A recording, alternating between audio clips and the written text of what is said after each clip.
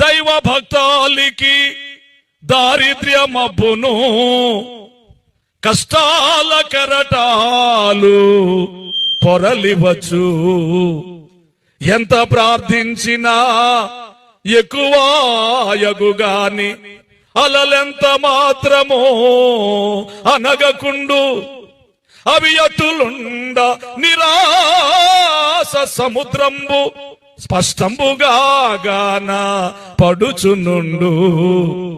దైవ వాగ్దానాలు తలపునకు వచ్చినన్ చపచాపగనుండ సాగుచుండు. కష్టకాలమందున కూడా ఇష్టముగనే ప్రభుని ప్రార్థింపనలవాటు పడిన ఎడల ఆత్మకెంతయో బలంబు జయంబు కీర్తి. అప్పుడపవాది దయ్యముల్ తప్పుకొనును.